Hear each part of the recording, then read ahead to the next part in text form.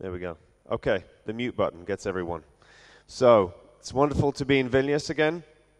I have this English accent, and a lot of you are going to start wondering, what the hell is he saying, someone from the Baltics?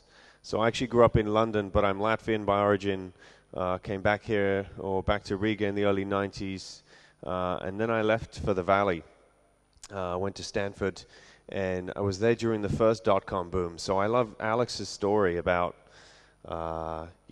18 months or whatever from starting a company to going through an accelerator to selling it, because back when I started in the tech business in the first dot-com boom, it was more like Edith's story about $300,000 for a little bit of storage, and life was a little harder. So I worked for a tech company called Aeroscout, ran marketing and biz dev for them and later sales in this region, and we sold that company. But it took a more normal time frame, which was about 14 years, before it was sold earlier this year for $240 million. That is a more normal time frame, and if you get really lucky like Alex, you can have things happen faster, but you need to be ready for the long haul as well. So what else do I do? Now I work for Creandum, which is a VC fund based in Stockholm, and I look for opportunities in the Baltics for them, and also work together with a number of startups in this region. And I have this strange title up here called Insurgency Marketing, and a bunch of Libyan insurgents. So what I want to talk about is the stage after you've decided to take that leap, which I heartily agree with Alex you should do when you're young instead of like me when I have 4 kids. Take that leap. When you're out there, when you've started that company, the question is, what do you do next? You start thinking about marketing, and you start thinking about communications, and this is the sort of Stanford Business School standard sort of text on what is marketing. But the problem that startups have is that no one's listening. You've got lots of startups now. Back when I was in this startup, there were many less companies out there because it was much harder to start a company. It was much more expensive. You had to actually buy physical servers and find room for them and connect them to the internet and pay very high charges. So all that meant there were many less startups. So it's even worse now. There are so many startups, how do you get someone to actually listen to what you have to say? Because the corporates and the startups who have already raised millions of dollars, they already have all the attention. So actually getting your name out there is quite a challenge. But you have one advantage, which is you have very little to lose. You have nothing to lose, right? So my main recommendation to all these startups is don't just think different, but really try to be different. From day one, do everything you can to stand out from the crowd and do something crazy or really crazy. And that starts with even the really little simple things.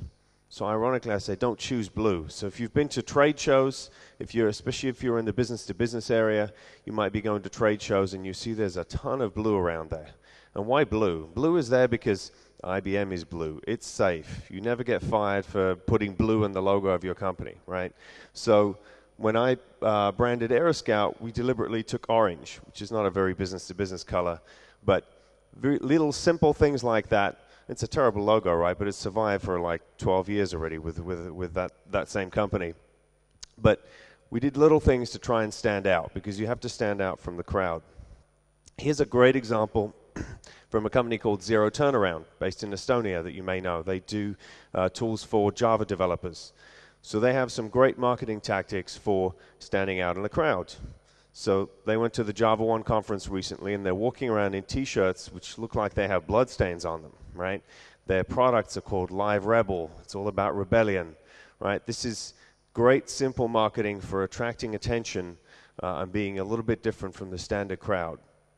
And what do they have to lose? They got nothing to lose here, right?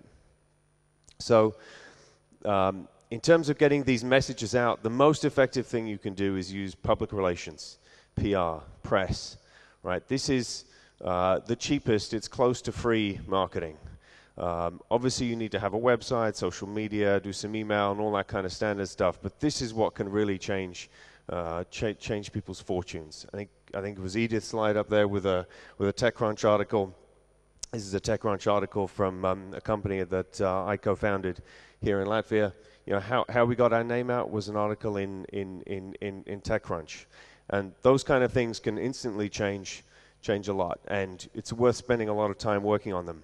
On the right-hand side, you see an article in Restaurangen magazine in Sweden. So this is when I worked for a company that does online restaurant reservations called Live Bookings, one of our key markets, Sweden. You know, that press article, even though it's in niche press for our particular audience, got huge traction, got a lot of new customers on board. So getting press is key. If you want press, you need news that's newsworthy. I've read so many draft press articles from someone talking about our product we now want to launch. It does this, it has these great features, right? So question is, the press, who gives a shit, right? The media, the reporters, they want to write about something their readers want to write, what their readers want to read about. So they need a story. And you need to think of a story. You need something that tells a story, something that is interesting to write about. Why is this the biggest or the best thing that's happened? Or trends and statistics. So at Live Bookings, we launched a product called Pocket Diner that helped restaurants put a mobile website alongside their standard website. Turns out the restaurants are really bad at having their product show up on mobile. But of course, consumers are looking at restaurants on mobiles all the time because they might be walking down the street trying to decide whether they want to go there to eat. So we launched this product, and instead of saying, we have this nice new product called Pocket Diner, we came up with a simple stat. I got an intern to spend one morning with his iPhone looking up 300 restaurant websites and seeing how many of them actually had a mobile-optimized website. Turns out, as we expected, it was almost none of them. So we put out a statistic that 3% of the UK's restaurants have mobile-optimized websites. And that was the story. Of course, we were underneath there, but that was the story. And it got great press for that. It wasn't like a product launch. It was a story about an industry trend with us embedded in it. So think about different ways you can do that. Adding personality, something personal to a story is great. So with Reachly, my co-founder is a kite surfer. So we had an article with him kite surfing, which has got nothing to do with Twitter data mining, but the reporters liked it because it's personal. Something funny, celebrities, if you can do all that, that's great. Danger is good too. And you've really got nothing to lose. So think of a way to make this story engaging.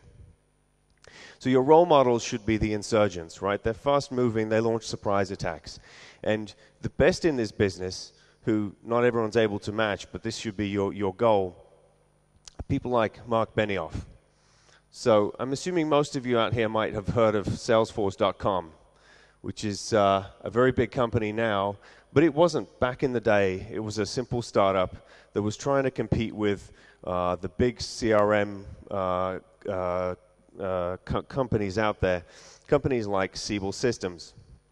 So the picture you see there with the funny guy with the no software sign is one of their first publicity stunts that they did. So Siebel is this big company. They have user conferences, and they have this one every year in the Moscone Center in San Francisco. So Benioff hires a bunch of students. He gives them some placards that say no software, and we want our data in the cloud or whatever it is. And he hires them and pays them to stand outside the Moscone Center and pretend they're doing a demonstration against Siebel. He also hires a couple of guys to pretend they're filming this and pretend they're a TV crew. And of course, what the Siebel execs should have done is they should have just ignored it. But what do? They call the police. Right, so the police come along, they start harassing these guys, and then a real TV crew comes along, and guess what's on the evening news? The evening news is full of Salesforce.com and Siebel and this fake demonstration, right?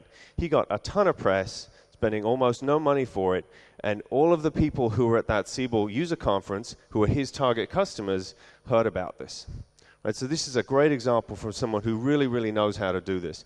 And if you want to learn, you can read that book, Behind the Cloud. He's not paying me to recommend this book, but it really is fantastic with lots of other good stories. Let me give you one other great example of this kind of insurgency marketing.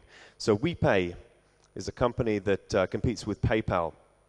And back in their early days, One of their key arguments was that PayPal is keeping your money for a while, freezing it before you can actually get it. So what do? Again, a user conference PayPal has Moscone Center, same setting. They got a 300-pound block of ice. They froze dollar bills in it, and with this text, PayPal freezes your accounts. And they dropped it right at the entrance of the Moscone Center, and they ran off. And of course, it's pretty hard to move a 300-pound block of ice. So, the Moscone Center security guards are trying to find someone to move this stuff, right? And of course, what's on TechCrunch that day, right? This no-name startup gets a TechCrunch article, and everyone thinks it's hilarious, right? So these are simple things that you should aspire to. Not every company can get there, but they're great ideas, and it's an example of how you can think differently about what you want to do. So the rules of engagement, if you want to get your startup noticed, number one, be different. Be different. Do something different. Second, craft a story. Think about the story. Always don't talk product, don't talk features. Think about what's the bigger picture. How can you engage the news media, the reporters, in talking about something interesting? Do the unexpected, right? Do something that people are not expecting, which will get a surprise, get a shock. But make sure it's fun. People see it as mischief, perhaps. So someone sent like clocks in a box ticking to some media agency looking for some press, and of course there was a bomb scare. Don't do that kind of thing, right?